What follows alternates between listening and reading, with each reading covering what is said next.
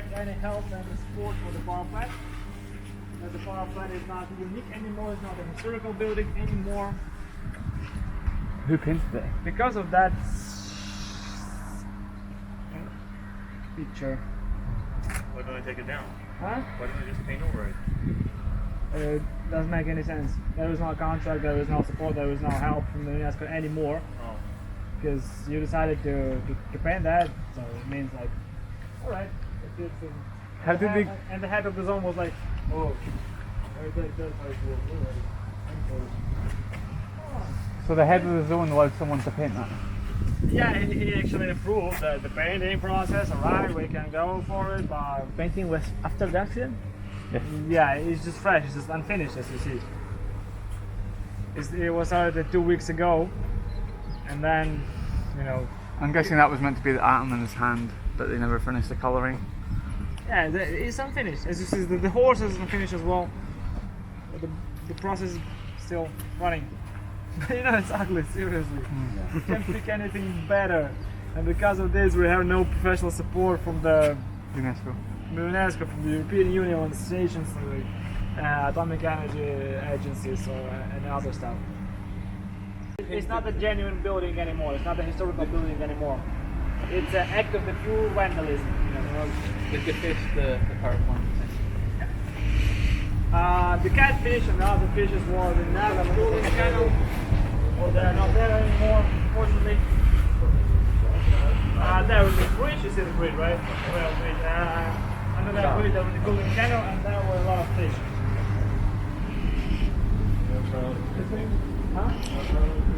Oh yeah. I saw the fishes, two of them.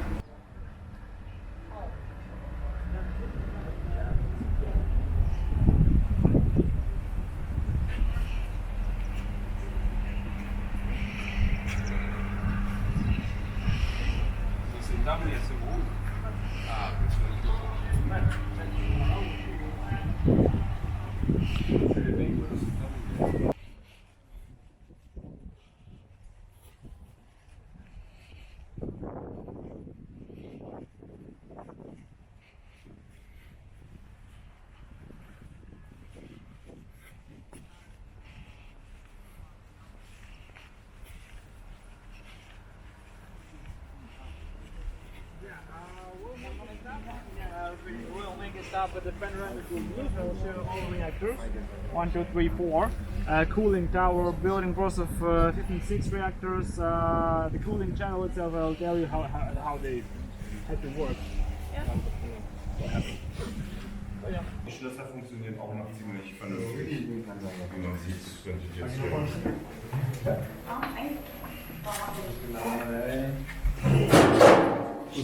here for 3 days.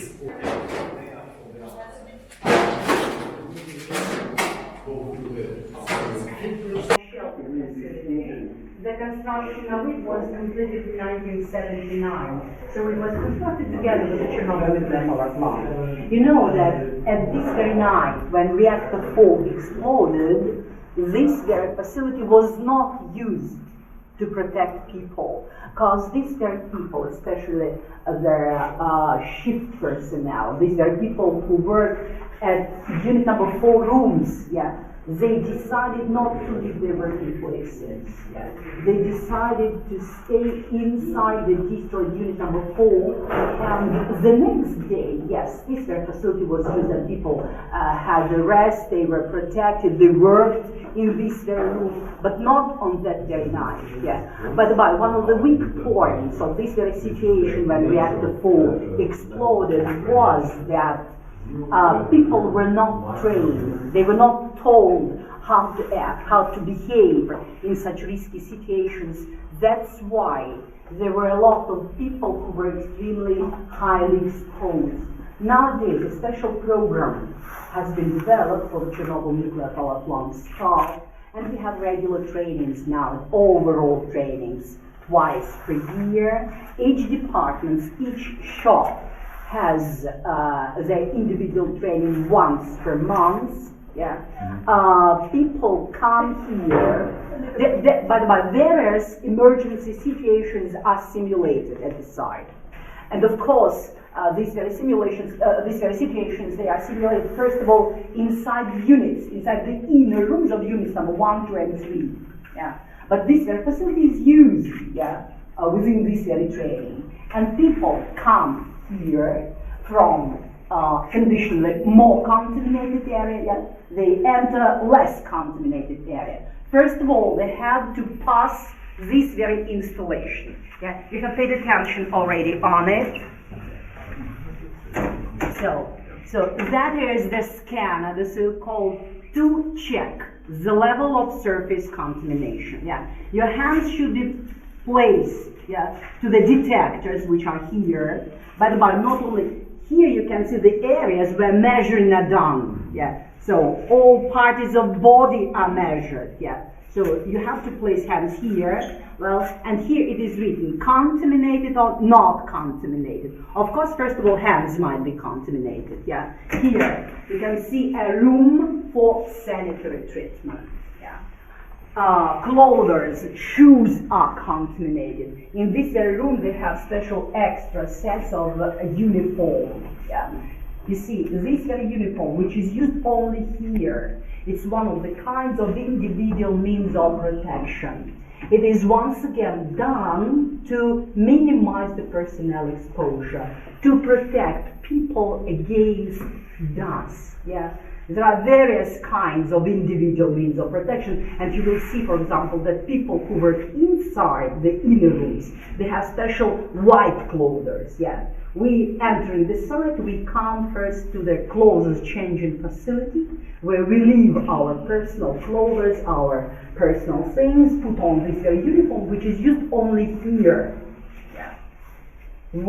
Everything is done here at the site as a barrier. Everything is done to protect people. People are the basic concern. We don't want to repeat the situation of 1986 when we got a great number of liquidators, people who were extremely highly exposed. Yeah, everything is done to ensure safety, first of all, for people working here. Okay. Let us go. Then it might be fire generation inside the 30-kilometer area, or just directly at the site. It might be collapse of building structures, especially structures of unit number 4. So dust emission, dust emission. Just imagine, about 4 tons of dust nowadays are inside the destroyed unit number 4. Dust is everywhere, more or less, but everywhere. Air here at the site is always under control. The presence of radioactive particles in the air is always under control. Yeah. For example, in this very room, if it is registered, special filters, here you can see the ventilation center, and you can see filters, carbon filters are used. Carbon filters are used to clean air. Yeah. Have a look at the floor in this very room. After their explosion, all the areas, all the corridors, rooms, they were decontaminated. We have to remove some 5-10 centimeters of covering everywhere. So this floor is original in this ventilation center. It's original. It's a new floor. Yeah, it's a new floor. It was so some 5-10 centimeters were removed for decontamination. And this is you can see the firefight.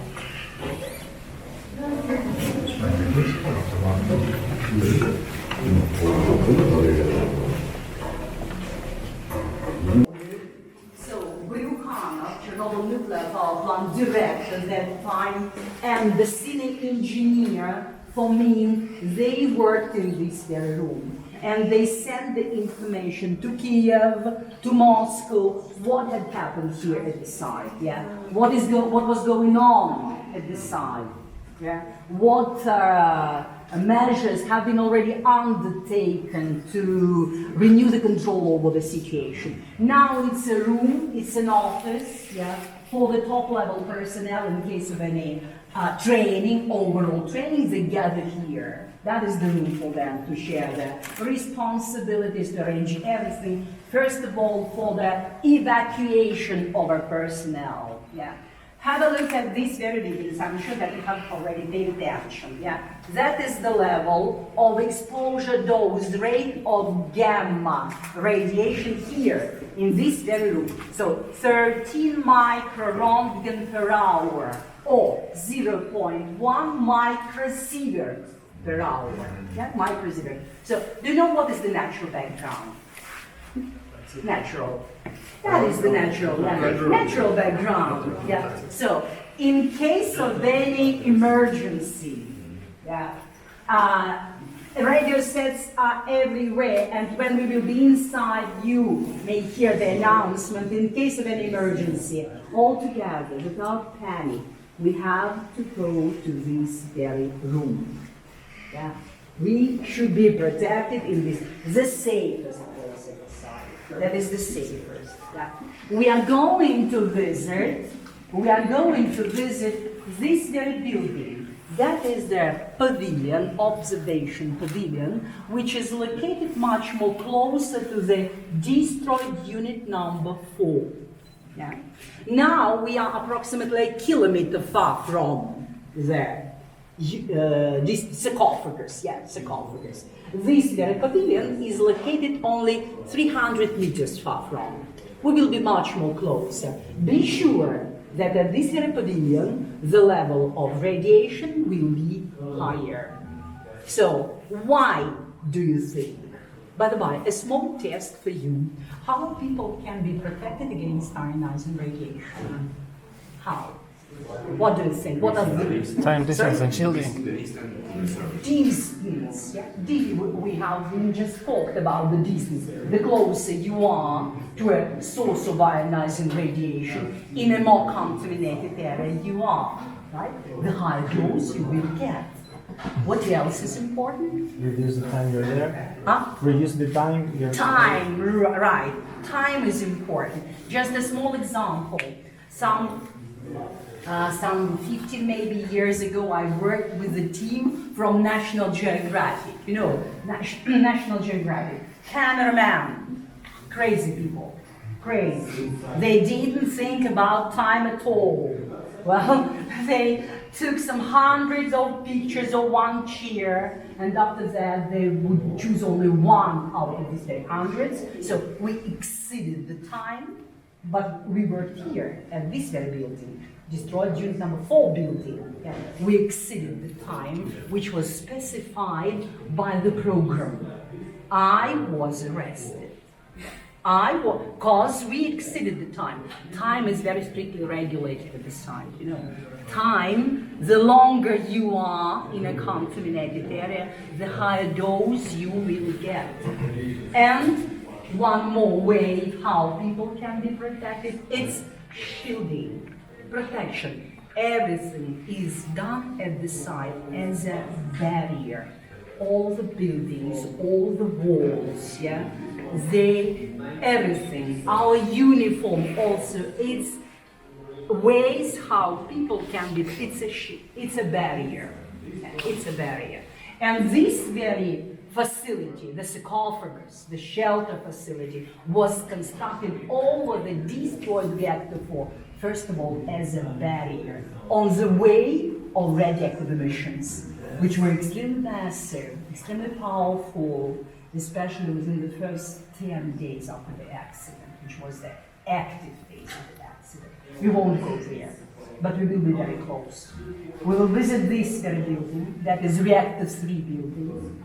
We will be inside. Then we will come to the wall which divides Reactor 3 and destroyed Reactor 4. We will be in this very building, very close. Yeah.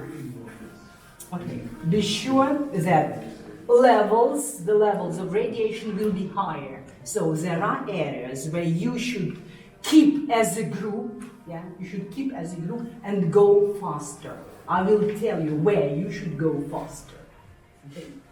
Well, you know perfectly well, yeah, that all the reactors at the site, they are shut down. Стас, пожалуйста, всех сюда, Стас, всех сюда. So all the reactors at the Chernobyl site, they are shut down. But some of the equipment is still in operation, especially electrical equipment. Yeah. You will see restricted lines, restricted areas, yeah, which are not allowed to enter. So please do not touch any equipment. Yeah. Do not press any buttons, especially red ones. Otherwise, the situation will be critical and not only for you. Yeah. Do not place your personal things, cameras, phones especially, on any surfaces. Yeah. Dust is everywhere, radioactive dust everywhere, more or less, but everywhere. About 4 tons of dust are inside this very building. Right. Well, try not to touch any surfaces. We will spend only an hour and a half inside the inner rooms. Yeah, try not to sit. Yeah, try not to sit.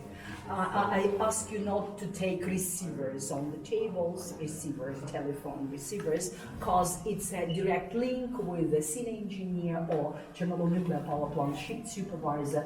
I have to answer why you have taken a receiver. Okay? Okay. Well, questions? Are we going to enter in the main hall of the reactor to see the... You are talking about the central hall. Yes. No, it's not in your program. We are going to visit the inner rooms, yeah, of unit number 1, 2, and 3. Yes, we will go along the golden corridor. We will visit the control room of unit number 3. Then we will go to this very building. We will come very close to the wall which divides both reactors, memorial to Valery Hodinchuk. Then we will visit the rooms of the main circulating pumps. Yeah, that is the program. But not the central hall.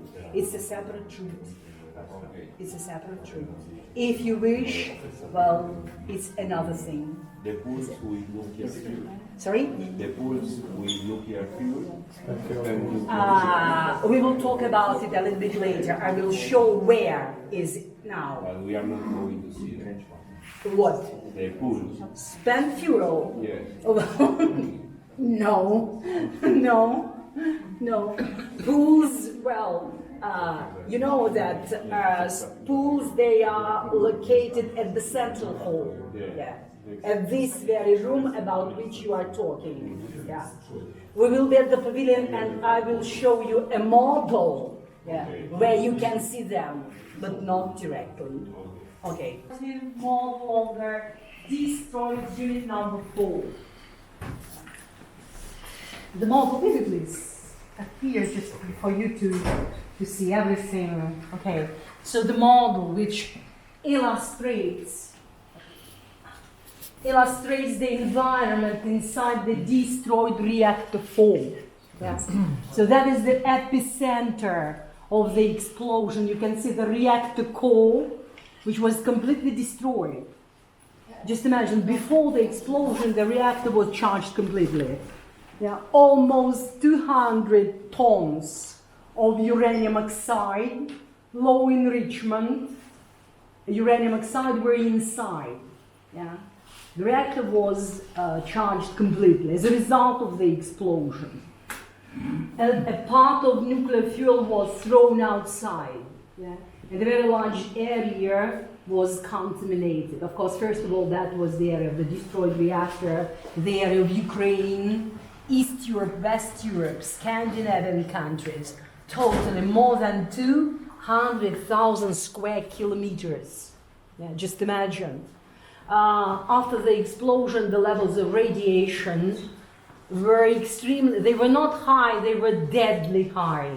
Yeah. From hundreds up to thousands Röntgen per hour. And people, especially those who were the first, of course, they worked in the extremely risky environment. Working minutes per day. Just imagine the rotation of a personnel was extremely high, especially within the first days, weeks after the explosion. More than 90,000 people were involved in the works here at the site within the first post-accident year, 90,000. Yeah. So many years have passed, 33 already, yeah, years after the explosion, but the risks of the destroyed reactor, they are still here. And of course, first of all, talking about the risks, first of all, we mention the so-called fuel-containing materials. Yeah. These very materials which were produced as a result of the explosion. What was that? Nuclear fuel plus concrete structures, plus steel structures, plus all those materials which were dropped inside from helicopters, 15,000 tons of sand, soil, yeah, boric acid, dolomite, lead. Yeah.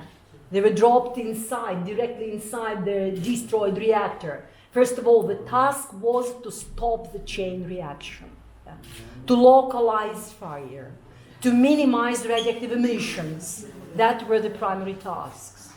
You know, after the explosion, there was no exact information. What had happened to the reactor? What had happened to nuclear fuel? Helicopters, helicopter pilots, yeah. The task for them was, first of all, radiological survey. Yeah.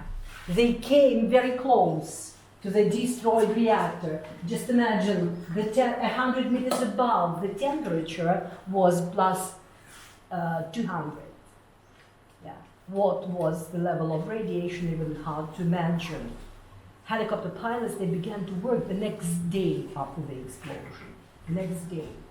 The task for them was to get this initial information. What had happened to the reactor? Also, they were involved in dust suppression activity, radioactive dust, yeah, which was generated and generated. They sprayed special submixture to suppress dust, to fix it on the surfaces. Well, not long ago, November 2017, yeah, when we completed a very important for us project, a project which was called the End Walls Project. When we were inside, unit number 3, we have come very close to the east end wall, which is constructed here, yeah, in this very building. Yeah, the west end wall, it was constructed in the turbine hall and diaerator step. Here, yes, pictures of these very two walls, which are extremely important for us, because these are structures to which the arch has been attached.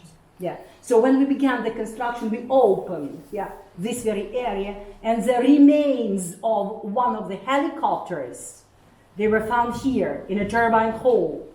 You know about the crash on one of the helicopters, yeah?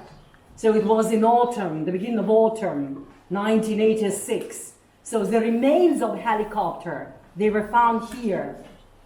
And they were not green colored as all the military equipment which was used here at the Chernobyl site. They were sand colored.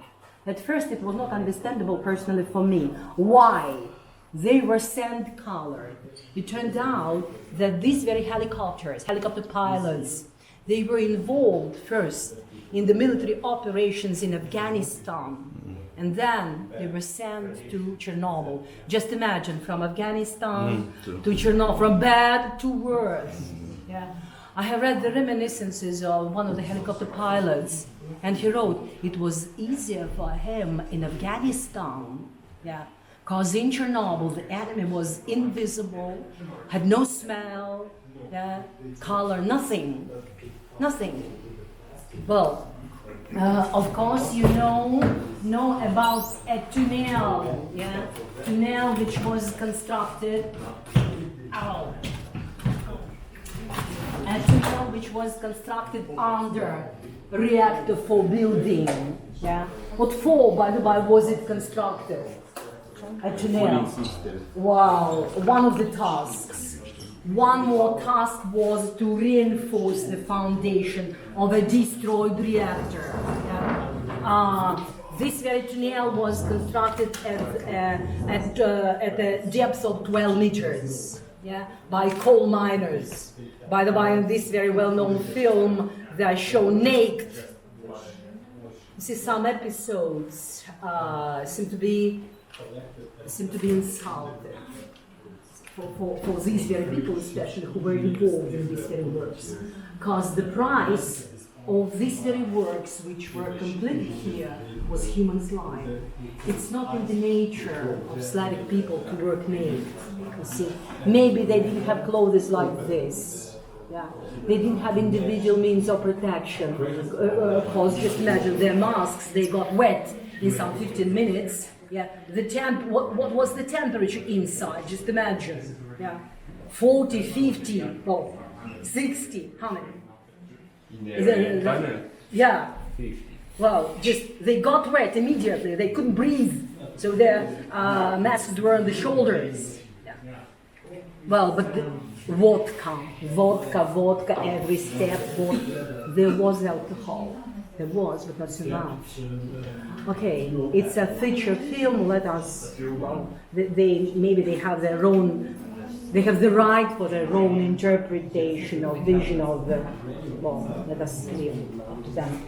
Okay, so this very tunnel, a special cooling horizon was arranged in this very tunnel. Constructually, it was a ferro-concrete platform and the foundation platform. Yeah, you know, the 6th of May, 1986, the lower reactor plate, it burned through. Yeah, because the temperature got to 2,000 degrees, yeah, above zero. Fuel melted. And these very masses which were produced, masses which contain nuclear fuel, they began to move down. Yeah. There was a risk that they might get into their water, which was accumulated at the lower levels of pressure pool. There was a risk of one more explosion, thermal explosion. You know, one of the tasks was to empty this very area, yeah, from water. It was necessary to go in. It was necessary to find these water locks, to open them, yeah, to let this water go. 3 engineers, shift engineers, Ananenko, Bespalov, and Baranov. Yeah. They went inside. They were not forced, they were not ordered, they were volunteers. They agreed to do it themselves. Yeah. By the by, not long ago, this summer, the 10th of July, they were here. 2 of them. Baranov is dead now. 2 of them, Ananenko and Bespalov. They participated in their last donor assembly. Yeah, the representatives of these very countries, yeah, countries which ensure financial support to the projects here in Chernobyl. Yeah, so they have come here. Yeah, it was a final donor assembly for them because the project is nearly to be completed. Yeah, so also these very veterans, yeah. Liquidators, they were invited, so Ananenko and Bespalov, and they were here at this very pavilion. I talked to them, just what I asked them about what they felt, yeah, what were their feelings that very day when they went inside. They told me that they didn't think that they did something heroic. It was an ordinary hard day, an ordinary hard task which should be completed. Yeah, they don't think about that they did something heroic, yeah. But in fact they sacrificed their life. Yeah. They sacrificed their life, their health. The price was too high. They did it. They did it. Yeah. Okay, also there was a risk of getting these lava masses, overheated masses, into the groundwaters, yeah, groundwaters. So in such a case, the consequences of the accident might be even more large scale in comparison to what we have now. The task was to stop, to cool, to localize them. Yeah. That's why this very cooling horizon was arranged. So this very platform, it was not solid. Yeah. Pipes of a very large diameter, they were placed into the body of this very platform, and they decided to pump liquid nitrogen inside to cool, yeah, to stop them. The works were completed. Yeah. And the price is known. The price was human life. But this very facility was not used as a cooling horizon, because fuel-containing materials, they stop themselves here in under-reactor rooms. They stop, because the temperature got down very fast. Yeah. They stop. Nowadays, we have 1,300 tons of fuel-containing materials inside, including lava, yeah, then dust, radioactive dust, photons inside, yeah, contaminated water, which is still, we pump it out.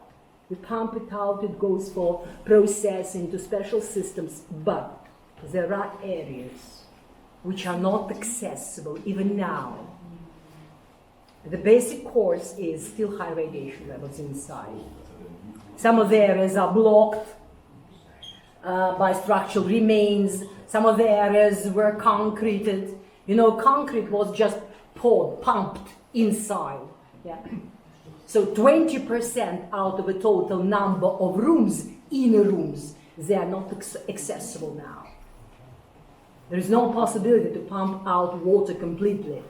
But when the arch was placed, yeah, into its design position, the amount of water which is pumped out is less, 3 times less now in comparison with 2016, yeah, when the arch was placed in over the shelter. Gas aerosol emissions, we have gas aerosol emissions now. We have them. Let me show you pictures which illustrate the condition of shelter roof 12 years ago. These are pictures, they were made 12 years ago. That was the condition of this very structure, the light roof.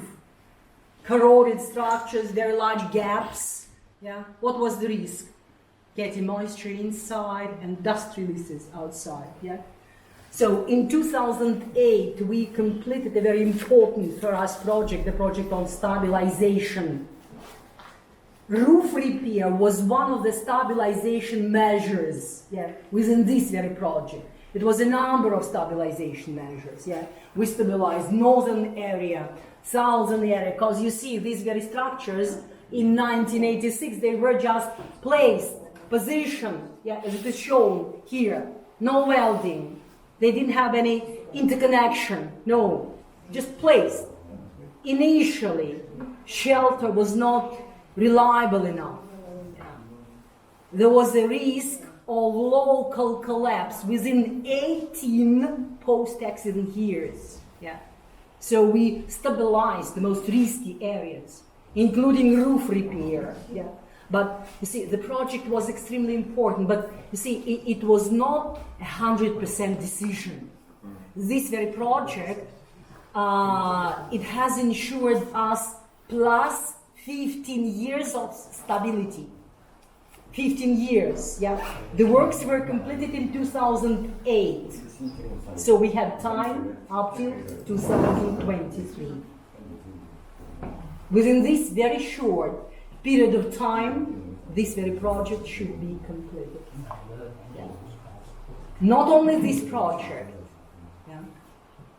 As soon as it is commissioned, we have already started this very work on its commissioning. Yeah. We are on the way.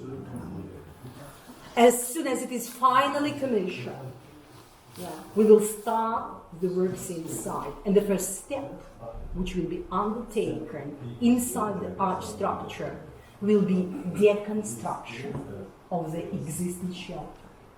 The arch, it's not just a steel frame. Of course, first of all, it's a protection against the still existing risks. The lifetime of this very facility, which was constructed after the accident, it is not more than 30 years. 30. They passed 3 years ago. We need a new protection. So first of all, it's a new protection against the still existing risks. Yeah, but this very facility should ensure time. It should ensure infrastructure. Yeah, it should ensure the safety environment for the following works. Commissioning, it won't be the final step. It won't be. It will be a beginning of the works inside. Yeah. So this very equipment, this very system, the system of main cranes, yeah, which has been already mounted, which has been already tested inside, even used within the works inside, the system of main cranes, it should support the further works. The works on shelter deconstruction. And the first stage of deconstruction should be completed up till 2023. Because stabilization project has ensured us time till 2023. Otherwise, they should be additionally stabilized. Yeah. It's only the first stage of deconstruction. Yeah. Then, processing of these very destroyed systems and equipment. All in all, 600,000 cubic meters of radioactive waste, solid and liquid. Yeah. 43,000 cubic meters high active red wastes inside. They should be processed. The deconstruction then of reactor department, of reactor itself. Yeah. And of course, the basic goal of this very strategy on shelter transformation into environmentally safe site is tons and tons of fuel containing materials which are inside.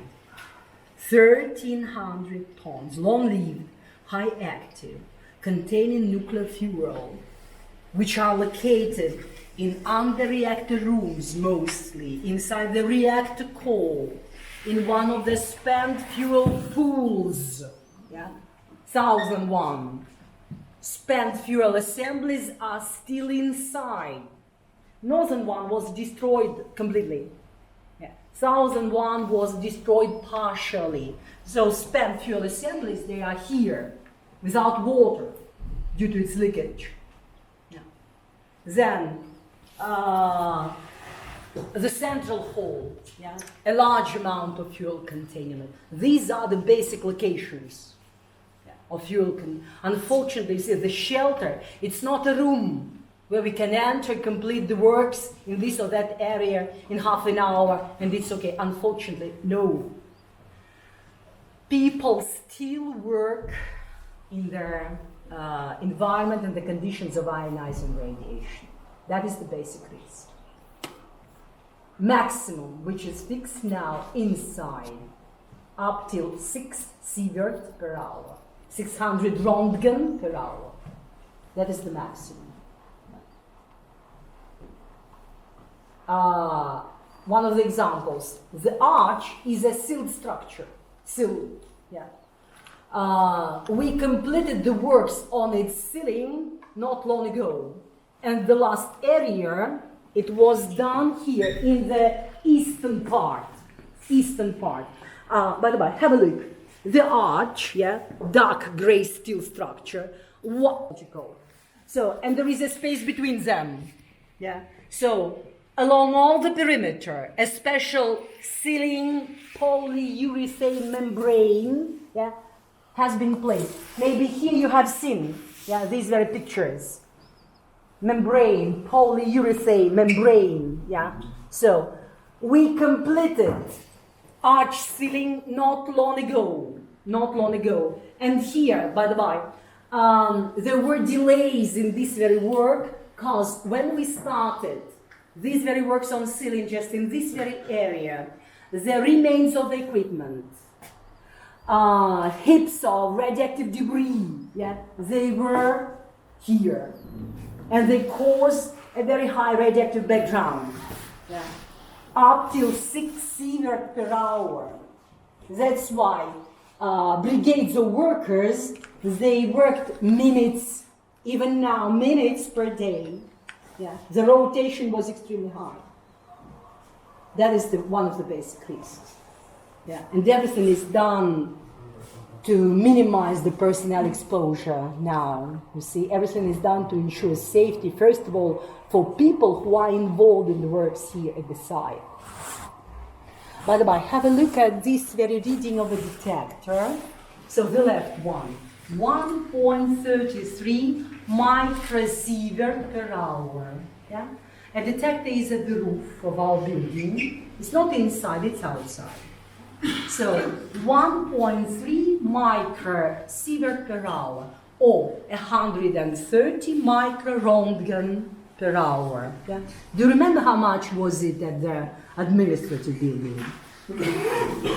13 microrontgen per hour, or 0.1, 0.2 microsievert per hour.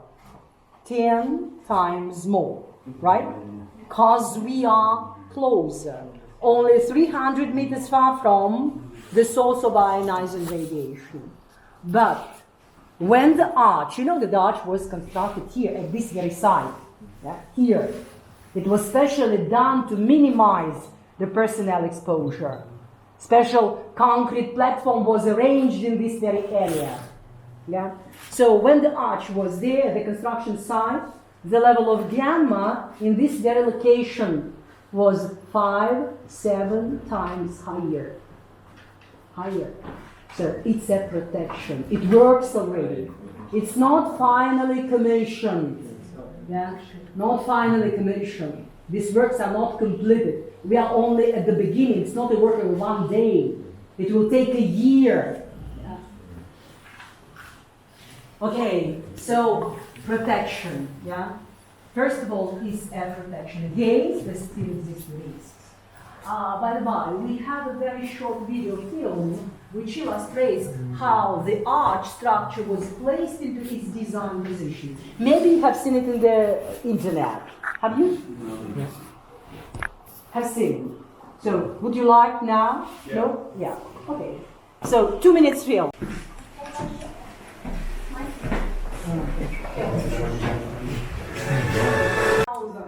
But we were at unit number 3, opposite. Well, Holdingchuk worked here, in this very area. Yeah, Valery Holdingchuk, the senior operator of the main circulating pumps. He worked here. A person who was not found, the only one. These areas they've been filled with concrete. Yes. It was done after the explosion. Have a look at the position of these very columns. Yeah, they moved towards the turbine hall, and it was concrete reinforcement, steel reinforcement. Yes, it was ensured there more or less stability. But within the stabilization project, once again, this very structure was reinforced because there was a risk of its collapse. How are they going to cut the concrete, the old concrete properties up? They're going to get in there with people, or they're going to use machines, or?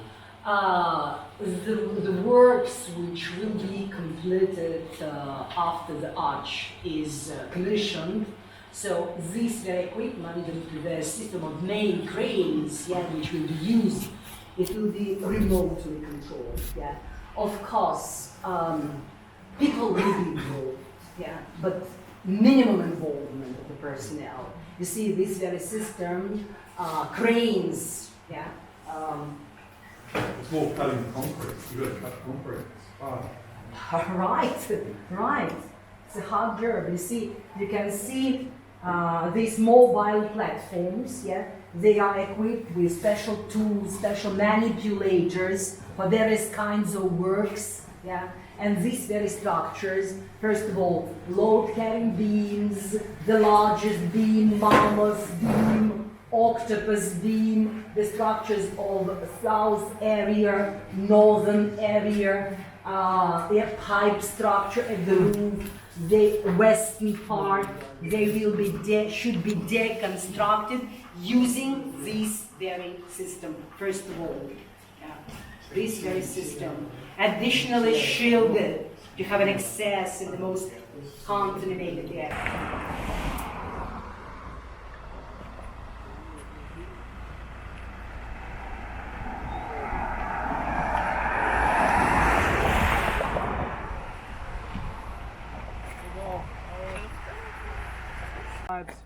Bypass with the old cooling system to the new cooling system to be like a cooling tower.